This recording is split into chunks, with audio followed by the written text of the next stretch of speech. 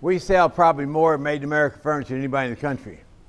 We're proud to sell it. Brandon's with Jackson Catnapper, and we're going to be buying from them.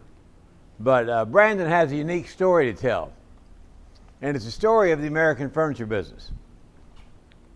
And way back before most of y'all were born, back in the 1980s, myself and some of y'all would go to High Point, North Carolina, to pick out furniture at the furniture markets. And back then, High Point, North Carolina was the furniture capital of the world, right? Yes, sir. There was no question, nobody else was even close. One of my heroes up there was a guy named Smith Young. He ran a company called Lexington Furniture. And he was an old World War II vet. He was a hard charger and had the best looking showroom, biggest factory and all that. It was an incredible place. The entire town all over North Carolina was built around the furniture factory, right? Yes, sir. And they'd have a factory there that had anywhere from 200 jobs to 5,000, and the factory produced the revenue for the restaurants, the hotels, the retailers, paid for the school district, right, taxes and all that. The whole town revolved around that furniture factory. One of the treats was going up there and going to the Lexington factory, this giant factory, old red brick building of probably 1 million square feet. And this was in the 80s. In the early 1990s, things slowed down a little bit, and you started seeing some of those factories close. And you saw those giant buildings shuttered up. Then by 2000, 2010, a lot of them were gone. And so my friend Brandon here, we've been buying Catnapper furniture on and off for 30 years, right, Dolores? Yes. And we're going to start to rebuy it. Brandon worked for a great big upholstery company called Klausner. When did you start with Klausner? 1997. How old were you then? 21. And how big was Klausner then? We had 3,000 employees at one time. We had factories in California, Mississippi, and North Carolina. So we were one of the biggest. So, and the growth went on for the 90s all the way up, you said, to what, 2007? Yeah, yes, sir, 2007, 2008. Y'all were blowing and going. Mm-hmm. We bought tons of Klausner furniture. And so it was booming, and what town were y'all in? Asheboro, North Carolina. Were y'all the central employer of the whole town? Yes, sir. How many people live in Asheboro? 80,000. Around 2008, 2009, what happened? Business turned for the worse. We ended up, we had a German-owned company. He ended up, holding on to the company until about 2017, and then we sold it. It was a company owned. We bought it from the owner, and then we ended up selling it. Yes, sir. ESOP. And then we sold it to private equity in 2017. Private equity means the bankers out of New York, right? Yes, sir. The bankers out of New York, they got an MBA beside the end of the name, MBA. And they got a master's in business from Wharton or from some Ivy League school. The majority of them are Wharton School of Business. Wharton School of Business. So they came in and took over this booming factory that was employing how many people at that time? About 2,000 at the time. What was the high? 3,000. Who was the CEO then? Bill Wittenberg.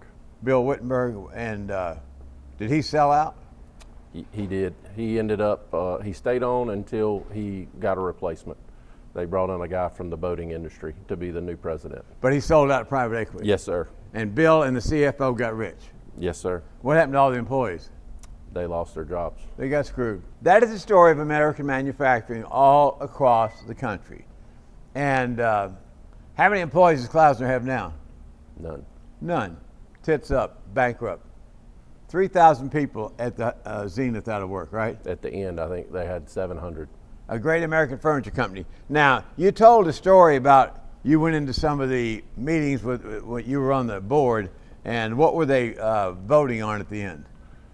They came to us and said we had to make a big cut, about $70,000, and the only thing that we had, it was towards the end of the year, was hams and turkeys for our employees and Christmas luncheon. And so the CFO was from up north, the COO was brand new, the CEO at the time was still there with me, but he was getting ready to leave, and the new boating guy was coming in. And so the CFO proposed to get rid of the hams and turkeys and Christmas lunch. COO said, I second that. I quickly said, I didn't know this was a vote. And the CFO said, we got rid of these things up north years ago. And I said, well, it's all about how we treat our people. And if you ever got on a truck, you handed out hams and turkeys, you'd know how much it meant to our people. If you ever served lunch to them, you'd know how much it meant. And the president, I voted no. The president, I looked at him and said, it's up to you. And he said, I vote no, but I'm leaving. You can get rid of it next year. So I made the decision. As soon as we walked out, I resigned. And what had they told you years before about never use that word? Relationships. Don't ever use the word relationships. It don't matter in business, in furniture. I don't ever want to hear that again. The board told me that several times. It was all about how much money they could make for the stockholders and, excuse the expression, screw everybody else, right? Mm-hmm. That's right. And you see, all those companies we used to buy from, Lexington, Drexel Heritage, Henredon, Broyhill, Berkline, Klausner. and the list goes on and on. They're all gone. Mm-hmm. So now they've moved all the jobs off to China and to Vietnam. And how's that working for us? Not very good. Not very good. So we went from a oxycodone problem to a fentanyl problem, right? And now we've got hundreds of thousands of Americans dead from fentanyl because work brings purpose and meaning in life, and they took away all the work from all these people. So we're buying a bunch of stuff from Amish. Mm-hmm. And about the only one left fighting up there is Von Bassett, right? Mm-hmm. Huh? Yes, sir. Out of those hundreds of factories. Mm-hmm. Enough to make you cry. Really is. Jackson Catnapper actually put a factory in Asheboro to try and save some of those jobs because we knew the direction it was heading. So knew they were all tapped out. So Made in America really means something. Mm-hmm. It means something for the communities. It means something for the people. It means something for their job. It means something for their mental well-being where they can go home, mom and dad can go home and say, I brought this paycheck home to pay you kids. Absolutely. Versus I got to go to the welfare department and get my welfare check. Every time y'all sell a sofa of ours, I can tell you it's helping at least a family of 5 is the way we typically look at it. It helps them, and we appreciate it. So as Donald Trump would say, made in America means a better America. And we're fighting for that. And we ain't going to change it. Y'all got to tell that story. You got to tell the story of all the pain of all those people in Asheboro, North Carolina. Mm-hmm. That giant thing, Klausner, that was the bell cow of the entire county for decades, yes, right? Yes, sir. Made all those paychecks, paid for the school district, paid for everything, and now it's all gone. And what do they have, boarded up factories? Yes, sir. I think they're using the buildings for storage. Jackson Catnapper actually took one of the buildings. But yeah, they're using them for storage for, I think, solar lights, solar panels. You drive through North Carolina, all you see is building after building after building boarded up. And that beautiful red brick Lexington building all boarded up. Mm-hmm. And they sold it all out. The MBAs got rich in their little enclave up in wherever, and in Palm Springs and Boca Raton, and all the employees got screwed. Mm-hmm. So we're here to fight back and fight back with American manufacturing, fight back by helping Americans keep their jobs. And when they say that tariffs don't matter, but they're charging us 30% to take our stuff to them, and we charge them nothing to bring it over here. That's right. But every time you're buying something cheap at Walmart, cheap at the dollar store, you're putting another American worker out of work. Mm-hmm. And so the whole idea is get the American workers back to work, and that's what we're trying to do. And we appreciate the hell out of y'all coming in here every morning. We're going to be buying a lot of Jackson Catnapper because they survived, right? Yes, sir. It ain't easy to survive in the furniture business anymore. We're a third generation.